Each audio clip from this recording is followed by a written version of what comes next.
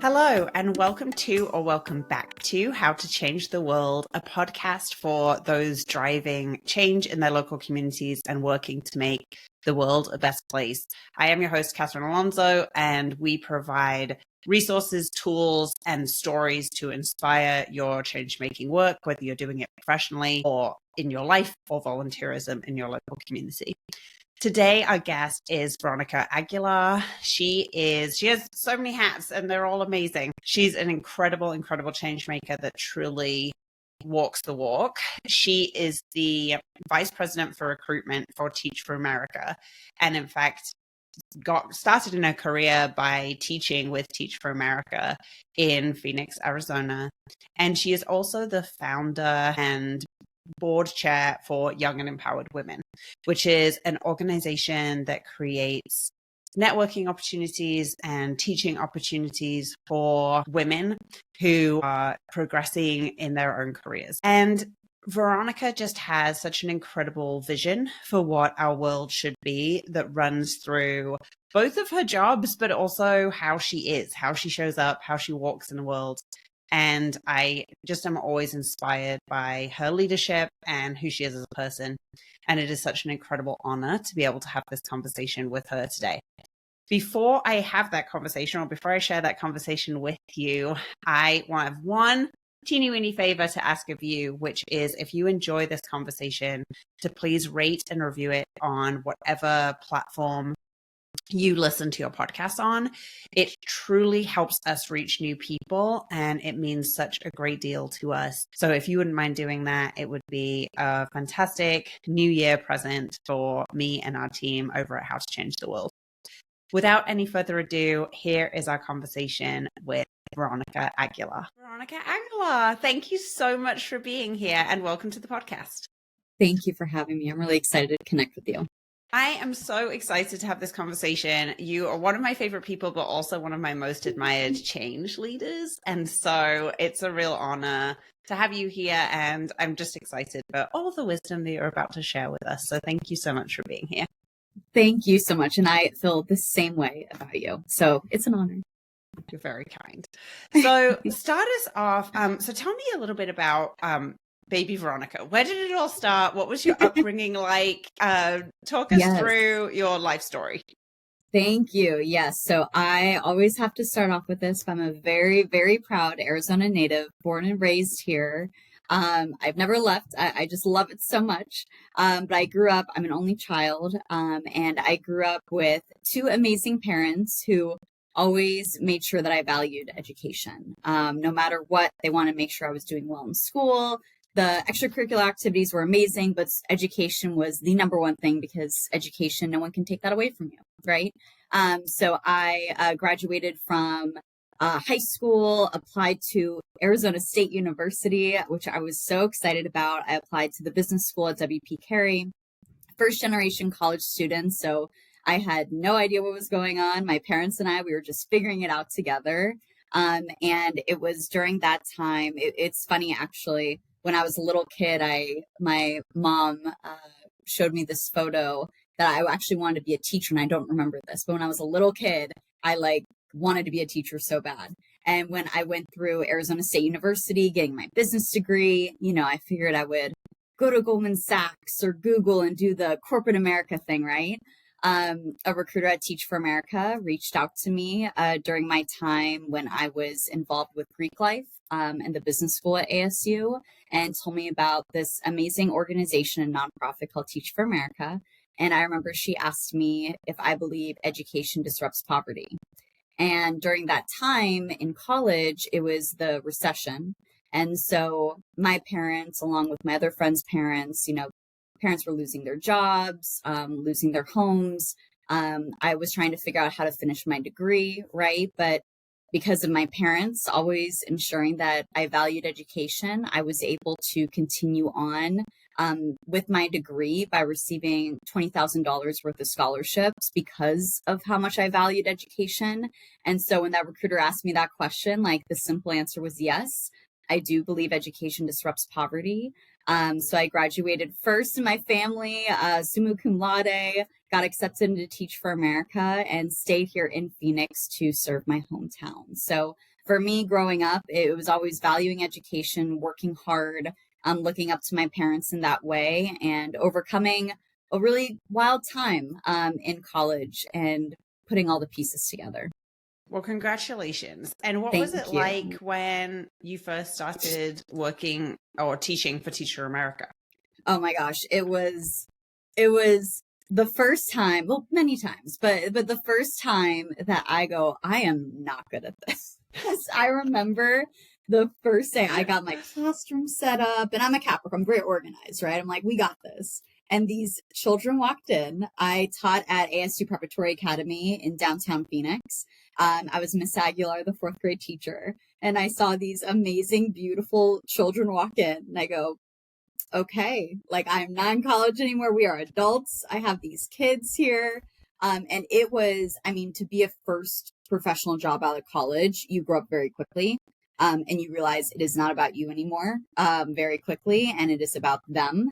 And the Teach for America program, it's a 2-year minimum requirement. So I didn't have my education degree, of course, but Teach for America helps train you and certify you. So it was very new to me. And for me, it was very much, how do I get these fourth graders to succeed, especially for, their background. Majority of our schools with Teach for America, we serve low-income communities across the country. So for me, this was very near and dear to my heart, being here in Phoenix. And it was not easy.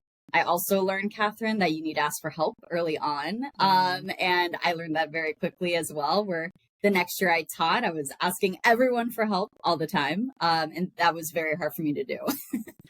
It's a lot of responsibility. It is. I mean, at those early days when you were teaching, did you look at all these little minds and you were Yes. like, I'm responsible for these brains? Yes.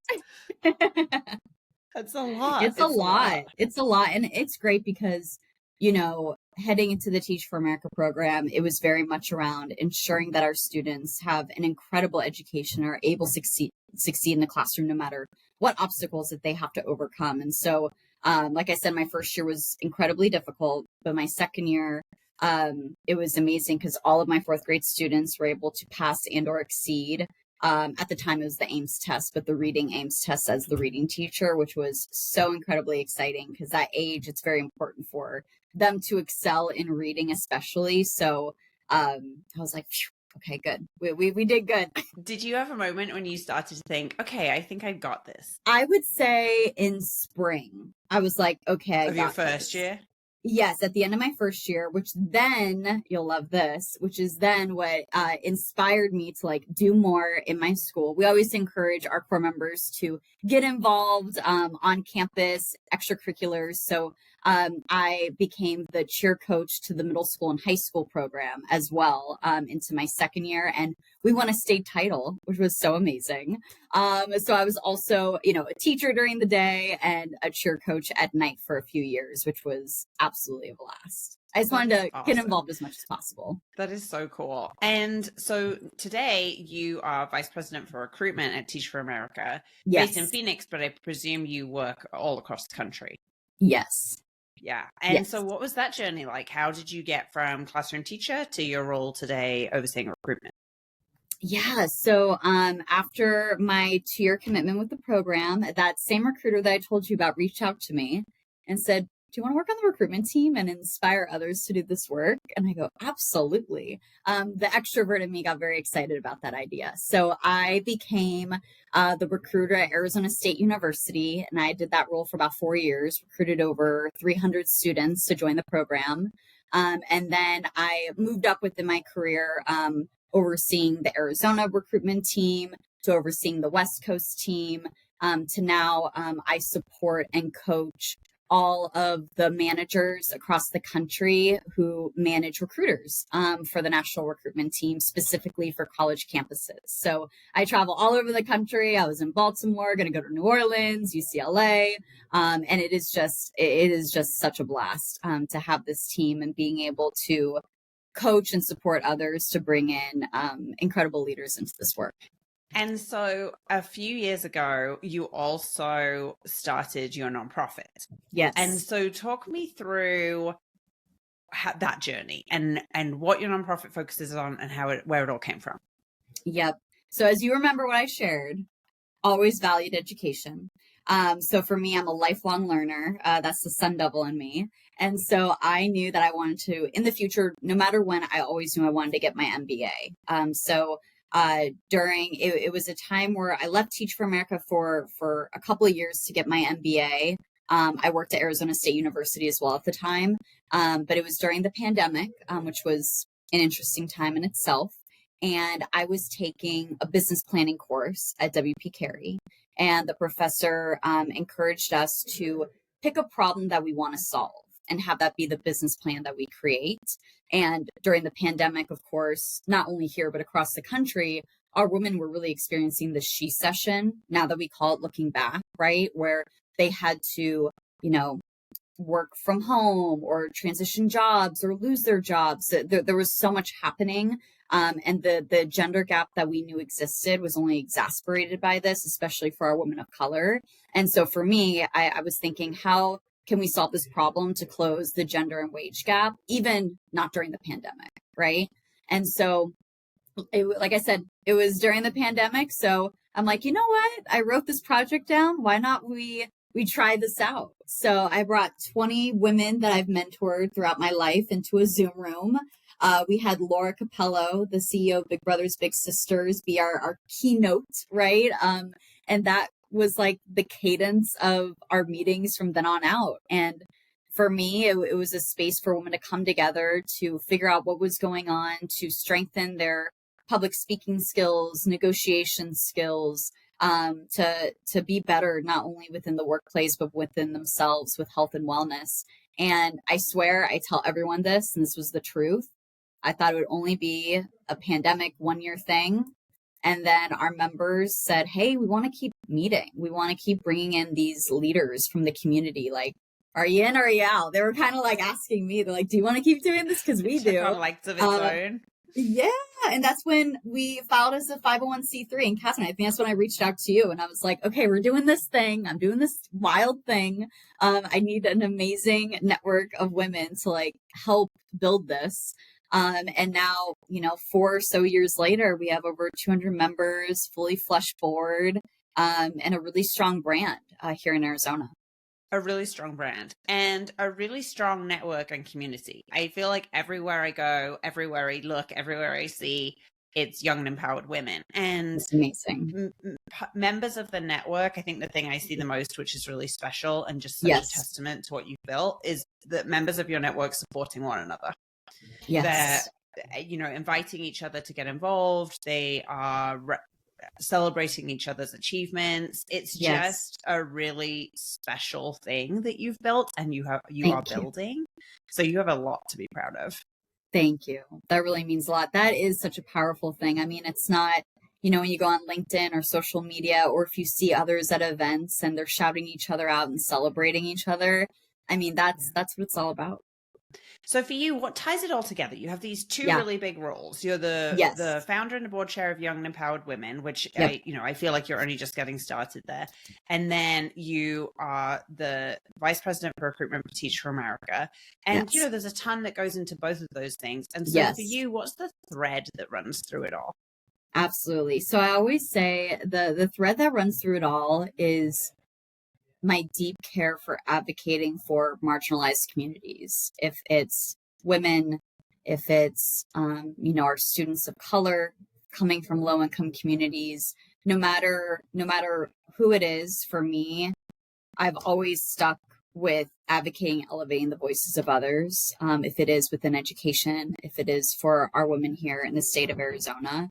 So that's what keeps me going, is that these are definitely two very large roles, but they're so connected because it's all about telling a story, and advocating for others being able to, those who may not be able to advocate for themselves, right?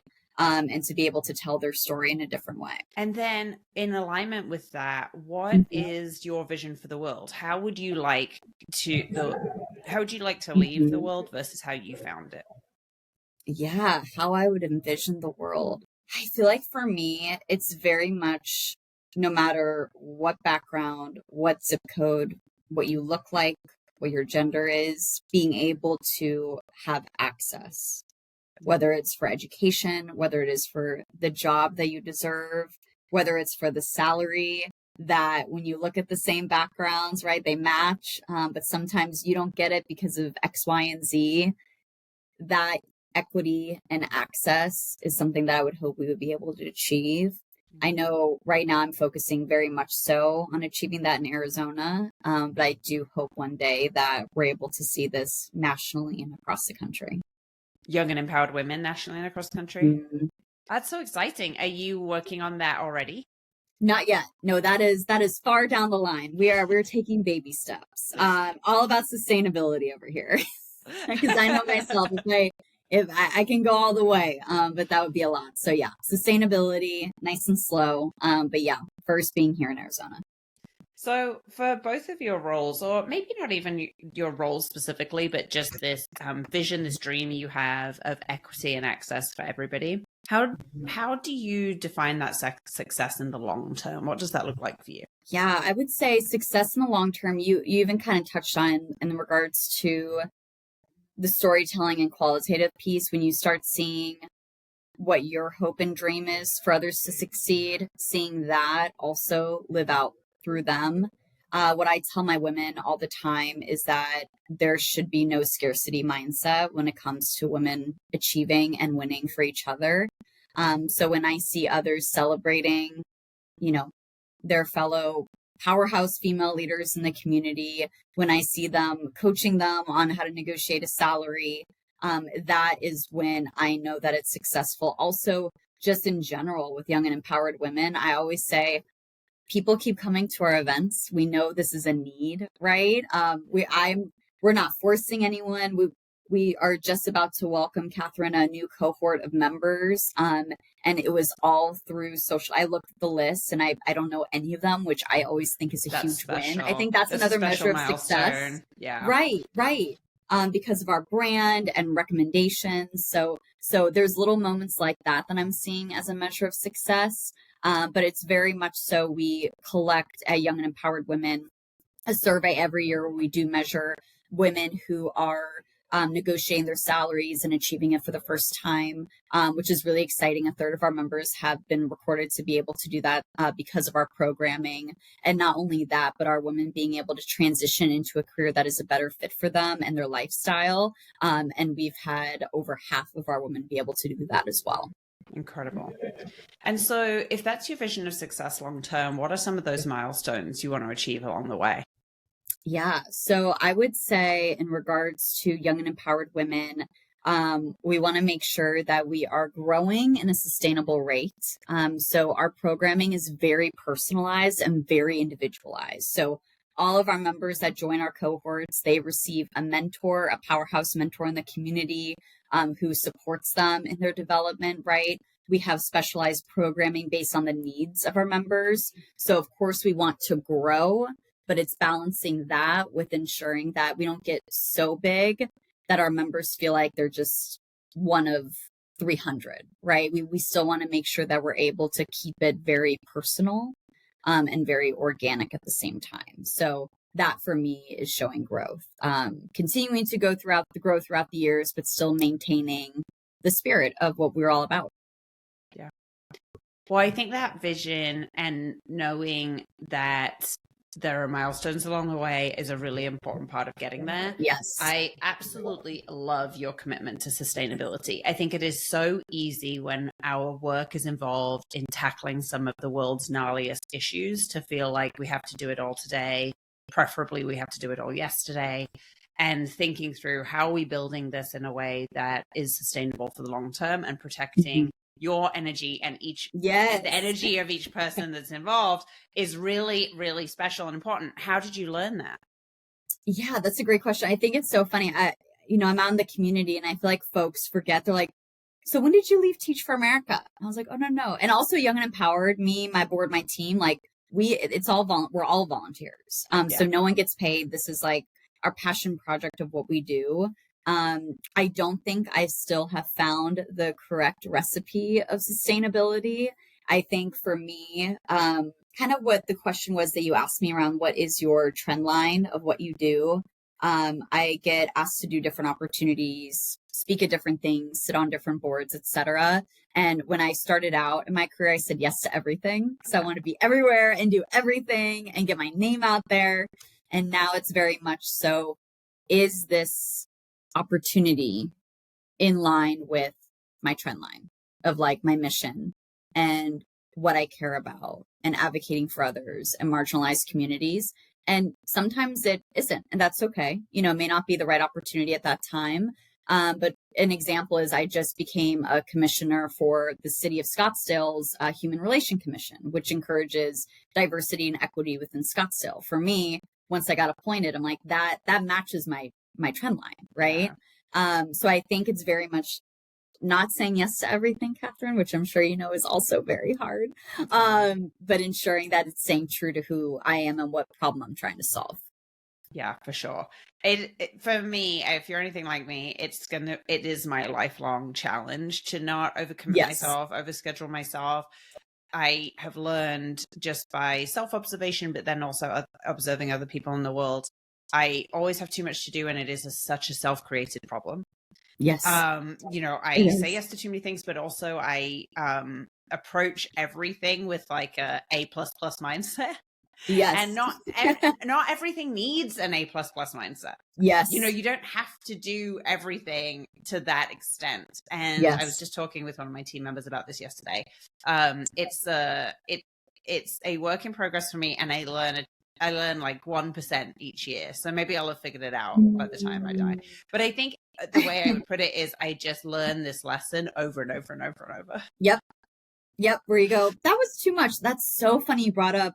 It doesn't have to be I also talked about this with a team member this week. And we were saying, what is it like to not be the A+++, right? Like, I think it's on us to be okay with it just being an A, like even so, right? And so like you said, it's definitely an internal battle sometimes. Yes. It's not even like your boss or anyone is putting the pressure on you. It's you because you want to do well.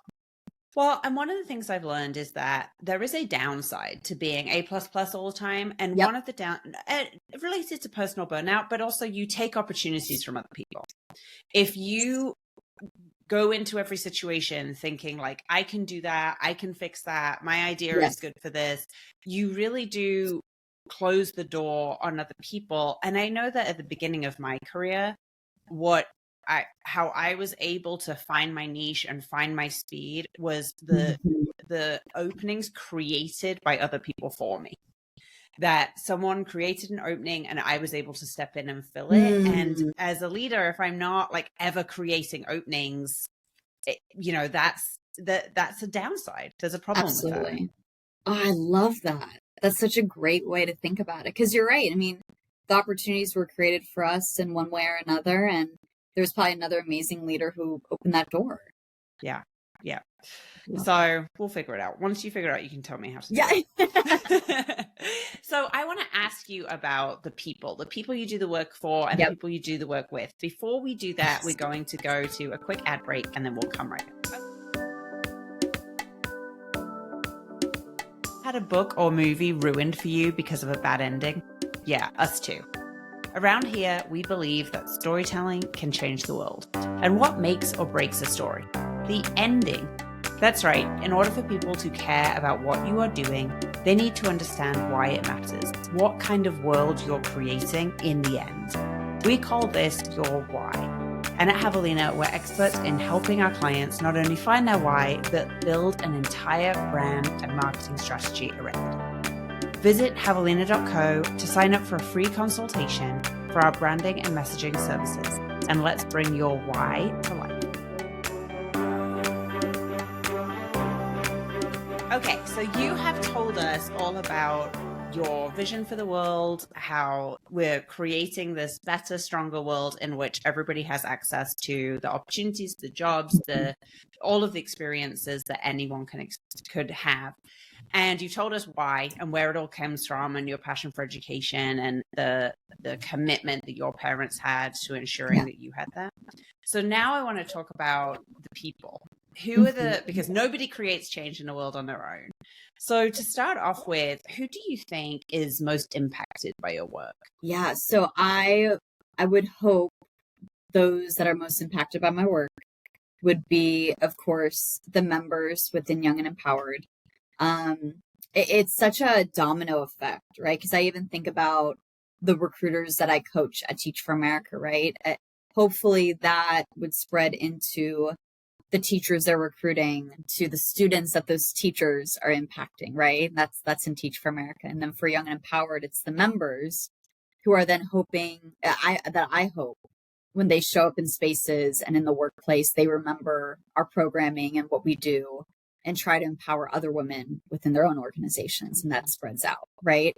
And so I feel like it's for the people who I hope is impacted. I hope not only is it the direct impact of those that I work with on a daily basis, but I hope that it continues on even in places that I don't see. These ripples. Yeah. Yep.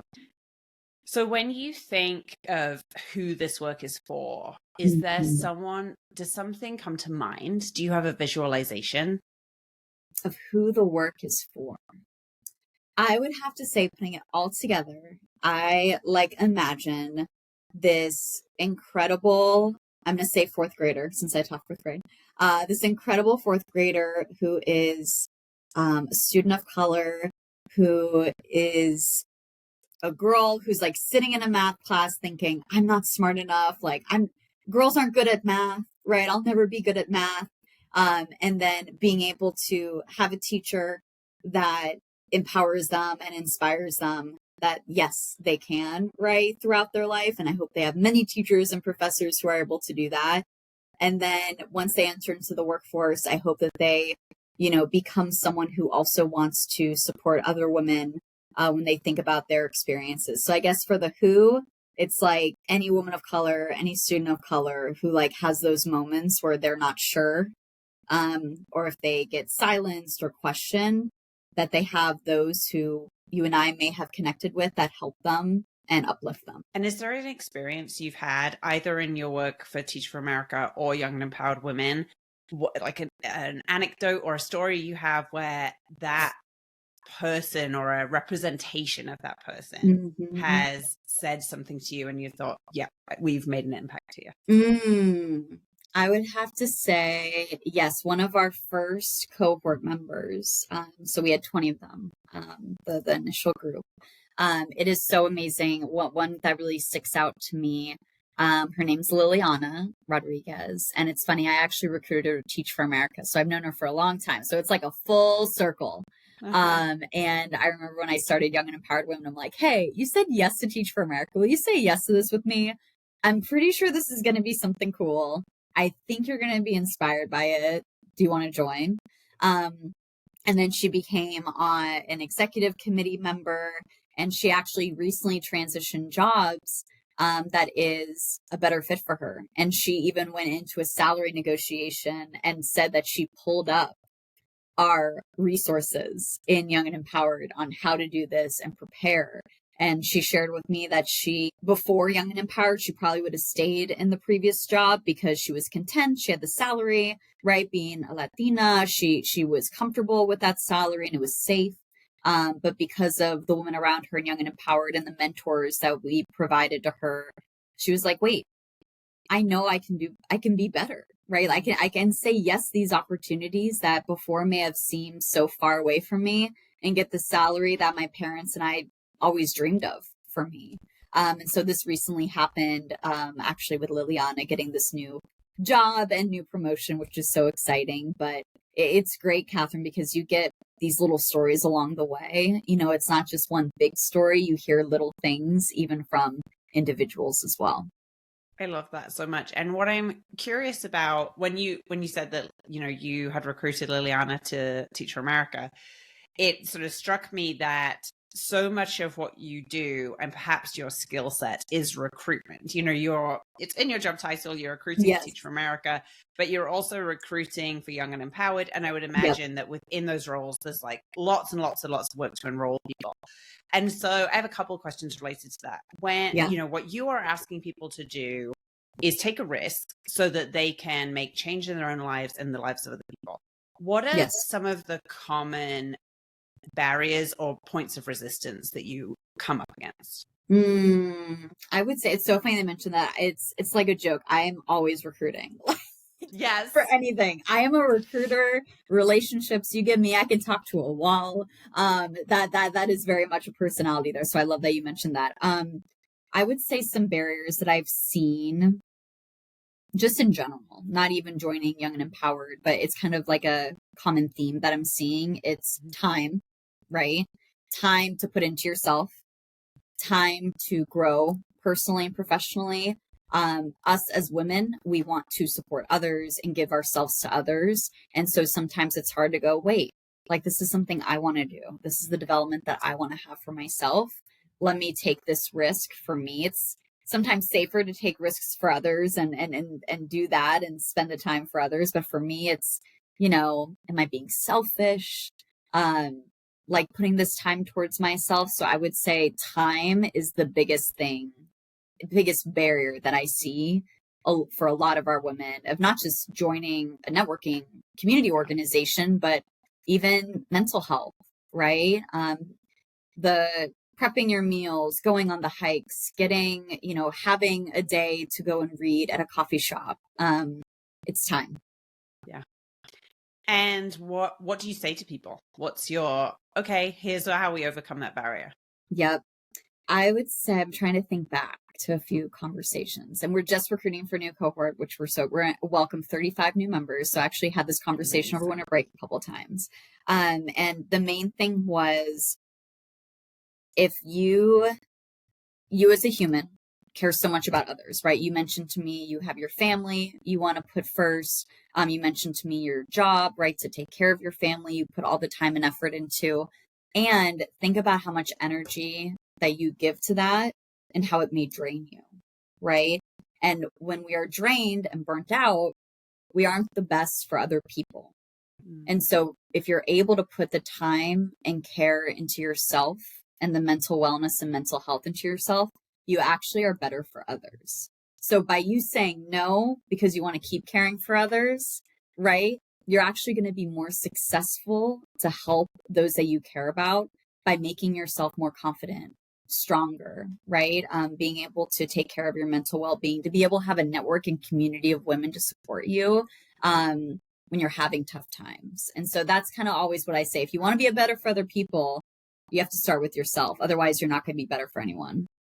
Well, the thing I love about that, Veronica, is it strikes me that the time resistance is so common. We can all relate to that. Something comes up and you do want to do it, but you're like, I do not have the time for that.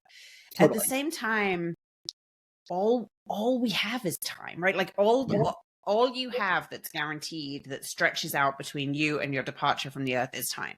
Yes. So time isn't the issue. The issue is prioritization. And we have too many demands to fit into the time. So time isn't really the challenge. It's more like how you put the various pieces in.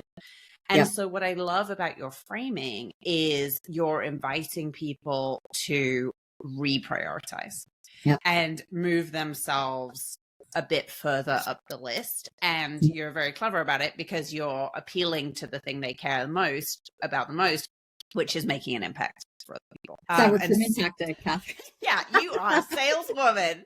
You know what you're doing. And I love that too. It's reprioritizing yourself. Right. And I think, and I hope that networks like Young and Empowered Women invite us to do this, that one day we'll be able to prioritize ourselves because we matter, not because other people matter. Yes. And that's, that can be a lifelong challenge. Yes, 100%. Yeah, we'll figure it out one day.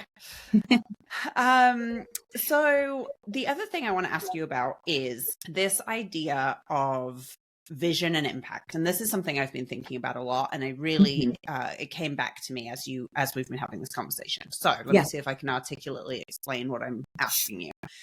So when we think about impact and what we want to create in the world, one of the things I have asked you is, what's the vision you're creating? What is the better world going to look like when you leave? And we were talking about equitable access to opportunity. And that's a big concept that hits lots and lots of people. Yes. And then throughout our conversation, we've also been talking about success stories that's that's one person, Yeah. it's one fourth grader, it's one young and Yes. empowered member, it's Yes. one Teach for Yes. America recruit. And something I've been thinking a lot about recently as change makers, when we're thinking about success, there's these two definitions of success, the macro and the micro. And I'm curious to the extent that each of those play a role in your work, how they motivate you, how they help you, and maybe how they challenge you. Yep. So with Teach for America, the reason why I love the organization so much is we recruit incredible leaders to be in classrooms for at least 2 years to impact those communities, right? What I also love about Teach for America is that our mission is truly to close the achievement education gap. And we know that one teacher in the classroom cannot solve the systemic issue. So always thinking at a systems change level, where that's why we recruit those from, of course, education backgrounds, but also for those who are passionate about policy, immigration, right? We want to make sure that we're able to bring in leaders, see what's happening in their communities, and then be able to take that into their passion to make systems change, right? The CEO of Aliento, Reina Montoya, for example, is a Teach for America alumni, right? We have those who are currently in the White House. We have those who are mayors. We have those who are doctors and lawyers and CEOs who experience what was happening and are now able to advocate for our students and communities. And I always say, wouldn't it be incredible if every politician worked in a low-income community for 2 years? How drastically different our country would be, right? And so that's what drew me to Teach for America. Now with Young and Empowered, yes, a lot of the examples are very micro, and it's pushing me to think, even just in Arizona, how can we actually close this wage gap in Arizona, right? We say 83 cents to the dollar to men. That's for white women. You could even imagine, right, the disparity that comes for women of color. What about here? And how can we bring what we're doing at Teach for America like this in Young and Empowered Women, a coalition of powerhouse leaders, women and men allies, right, who actually want to make this change within their own workplaces, within their own communities, within their own companies. And so I think that is the future of Young and Empowered. How can we create the systems change level with all these little stories that are happening to actually change the state and what we're doing right now? That's great. So for Young and Empowered Women, how do you think as you continue to move through and develop as an organization and evolve, do you have a sense of how you're going to balance or connect those two things, the impact that you have on each individual member of the community while also driving systems change? I think it's very much so about it's all about storytelling, right? So when we're trying to do the systems change work, if it is at a policy level, if it is within companies, it can't just be me and my board of directors, right? So when I think about the micro stories that we're having, the most powerful way to showcase and tell the story of data is through the actual stories of those that are impacted by it. So I am thinking about how our members can actually be the drivers of this change, the storytellers, right? And not just be the board or the chair of an organization to do this. That's what I see at Teach for America being the most powerful way for us to get systems change and policy work. And I think that is the key with Young and Empowered. It truly is about our members, because the more that they're able to tell their story, the more that they're recruiters, right? They recruit others to not just join the organization by becoming a member, but actually deeply believing in what they're doing. And I hope even for the companies that we've gone into contact with, that now when they think about retaining and promoting and hiring women of color, right, they're thinking about the members that they met in the organization and the resources that they know should and can be provided within their company. And what do you do, or what are you doing to make sure that those stories get told? So we have an incredible PR and marketing committee. I need to attest everything to this team. They are incredible. So they truly try to capture the stories of our members through social media. At all of our events, they pull members to the side to kind of share, hey, because of this programming, what impact has it made on you? I mentioned, of course, we have our surveys, we have written testimonials too. But then through our Powerhouse Mentor program, we also encourage our mentors to share, because you know how it is, Catherine. When you're a mentor, you also learn, right? It's not just the mentee learning. So we're able to capture the stories of our mentors in Young and Empowered Women, saying, not only was I able to support my mentee, but I also learned how to be a better mentor and leader in the community as well. So a lot of testimonials throughout the year, not just through the survey, but throughout all of our programming. Yeah, that's so important. I'm so glad that you brought up storytelling, because everything we've been talking about are the elements of stories. What are your goals? Why do you do this work? Who are the people that you need to engage with? And so it's so funny that, or not funny, but relevant that it all comes together in at the end of the day, the way that you make change and the way that you demonstrate change, whether it's on the individual level or the systems level, is by telling stories. Yes. It really is such a powerful way in that regard. Because data is compelling too, right? We love those who are like, with personality green, right? They need the data, they love the data, but we always say this at Teach for America too, right? Like, those numbers are people, those numbers are kids, right? And so hearing that, it really lights a fire to do the work even harder. Okay, so now what I want to ask you, I want to go into a quick speed round on behalf of those listening. So all of the themes that we've been talking about today, the macro change, micro change, systems level change, storytelling, all of this. What is something, a resource that you might suggest that folks can learn more? Yes, I love that. I think it seems like you said, to your point, of storytelling is part of it, but I think relationships is also a huge part of this, being able to build these relationships. And so a book that I read every single year, it's called The Speed of Trust. My mentor within Teach for America recommended it to me. No matter what story you're trying to tell, no matter what goal you're trying to achieve, it will only happen at the speed of trust with those that you're working and serving for. So highly recommend that book. I'm adding that to my list. It sounds fantastic. And then what is a different point of view or a way that folks can think differently about some of the themes that we've been talking about today? We can all win. We can all win, no matter who you are, where you come from. If you are a woman trying to get a promotion and there's just remove the scarcity mindset, because we can all win. And if we all believe that we can all win, that's actually how we can make the change. And then finally, what is one thing that people can do to make a world in which we all have access? One, they could visit our website. I'm just kidding. I would say heading into every situation, less about you and more about we. Well, and now I want to ask you, how can folks connect with you? How can they connect with you? How can they find out more about your work at TFA and at Young and Empowered Women? Yes, I love LinkedIn. I'm a huge LinkedIn fan, so please find my LinkedIn. Happy to connect with you. 100%. And then, of course, we have our website, yewomen.org, that you're able to learn more about Young and Empowered Women. And if you're interested in becoming a mentor or a mentee, we have a form on there to fill out. Wonderful. Veronica, thank you so much, not only for this incredible conversation and for sharing all of your wisdom with us, but for how you show up in the world, not only this greater, better, more equitable world that you're working to create, but just the kindness and the grace that you give to everybody that you interact with.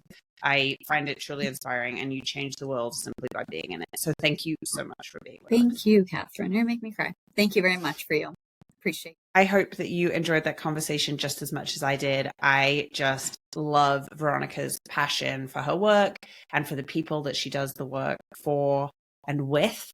And she gave us so many nuggets and pieces of wisdom for us to carry forward in our work. I'm certainly going to be looking up the book she recommended, The Speed of Trust, and I will be remembering her words in my head. We can all win.